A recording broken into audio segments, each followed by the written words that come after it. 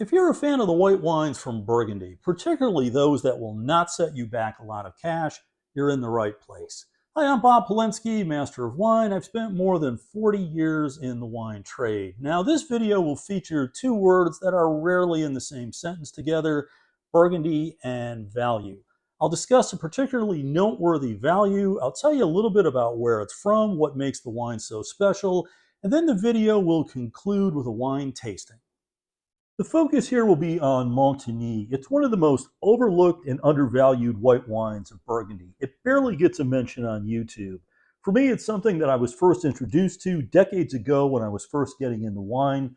Back then, the shop that I worked in sold a good amount of it from Louis Latour. It was one of the few Montagny options available in the US back in the day. While Latour still makes a very good one, the range of options has expanded, but you'll need to find a good specialty retailer or an online source to find it. Montagny is from Cote Chalonnaise, home of some of the best values in Burgundy. This is not the ultra-prime prestige regions like Cote de Nuits or Cote de Beaune, which are located just a bit north. Here you'll find wines like Bouzeron for Aligote, then Rully and Mercurey for very solid red and whites. A little further south, you'll come to Givry, home of some of the best red wine values in all of Burgundy. And then finally to Montagny, which is down in the far south of the region. It's a place with a long winemaking history that dates back to the Middle Ages. Specific to Montagny, its decree as an appellation dates back to the 1930s. This might come as a bit of a surprise, but over half of the wine produced in Burgundy is white. Of course, most of that being derived from Chardonnay, to a much lesser extent, Aligote. About 34% is red, mostly Pinot Noir, followed by Gamay. The region produces a tiny amount of rosé, and the remainder is Crémant, arguably the best value anywhere for sparkling wine. A good percentage of Crémant de Bourgogne comes from Cote Chalonnaise. Burgundy is built on a complex hierarchy classification system that's shaped like a triangle. As you move up the hierarchy, the place of origin gets increasingly more specific, nudging towards more premium vineyard sites. There are more than 80 appellations in Burgundy. At the base level, you'll find general appellations at a regional or sub-regional level. Most are from flatter vineyard sites, less prime. Here you'll find the broadest labeling, such as Bourgogne Blanc or Rouge or Macon Village, for example. At this level, sometimes the grape variety will be noted on the label, especially for wines meant for the export market. This is the base level of Burgundy, which accounts for over half of the region's wine production. Next up is the village level, which takes its name from the various communes. These are wines sourced from better sites versus the regional or sub-regional wines. It accounts for about 33% of the production within Burgundy. Then comes the Premier Crus, which are increasingly more site-specific, from better vineyard sites with eastern or southern exposures. This accounts for about 10% of the region's volume.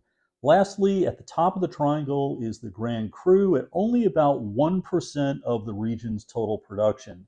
These are from the best vineyard sites, typically mid-slope, with ideal exposure and drainage. Sometimes only the specific vineyard name will be noted on the label. As one moves up the hierarchy, the pricing will increase as well. Depending on the market, regional wines can be very affordable, while the top end will always be pricey. Specific to the Cote Chalonnaise, there are no Grand Crus, but there are many Premier Crus. Within Montagny, about one-third of the wines are at the village level, the rest being at Premier Cru. There are too many Montagny Premier Crus to sort out. It's a legacy that goes back many years. It's a story fit for a Netflix documentary. Simply know that most Montagny is simply labeled as Premier Cru without noting any more of a specific origin. All Montagny is white. It's entirely made from Chardonnay. There is no red version. Much of the region has limestone-based soil. This is well suited to Chardonnay. Some resemble the Kimmeridgian soil as is found in Chablis. Many Montagny are made out of stainless steel, and if oak is used, it's generally on the lighter side. New oak rarely plays a part. In terms of aging potential, 3 to 5 years from the vintage is the norm. As for cost, Montagny will typically be in the upper teens to the mid-30s in the US. I'm not saying these will rival the upper echelon wines, but they do bring a distinctive character and a true sense of place. On the global scene, they will more than hold their own against like-priced Chardonnay. If you asked a group of wine nerds which Cote de Chalonnaise wine routinely delivers the best value for a white, most would probably say Rully.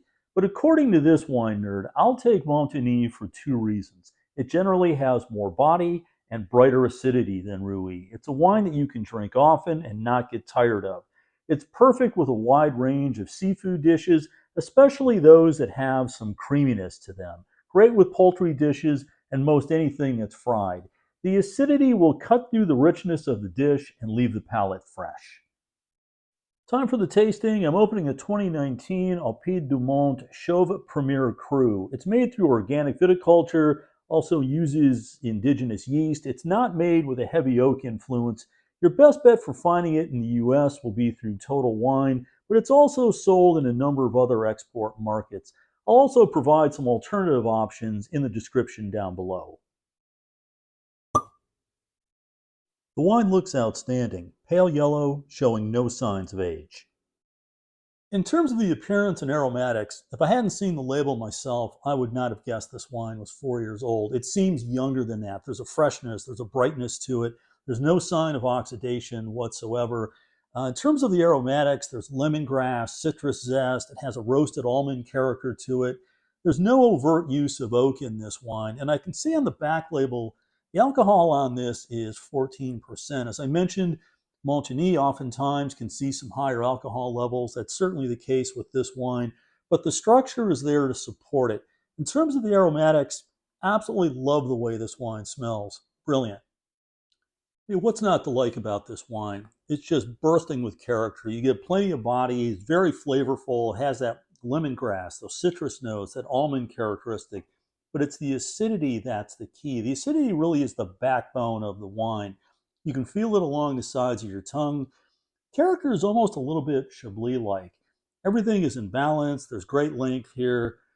I mean, I tell you, coming in, I expected a lot from this wine. It actually delivered more than what I expected. A beautiful bottle of Montagny. I hope you search this out. If you have any questions or comments on Montagny or white Burgundy in general, please post it down in the comments section below. I do my best to follow up on each and every one. Hey, if you've not subscribed, I don't know what you're waiting for. Please do hit that button. It very much does help this channel. Also, every day I post a wine question in the community tab as well. Hit the notification. This way you're going to be kept up to speed on all things happening with this channel. Hey, I think I'm going to be drinking okay tonight. I hope you are too. Also, hope to see you again before too long. Cheers.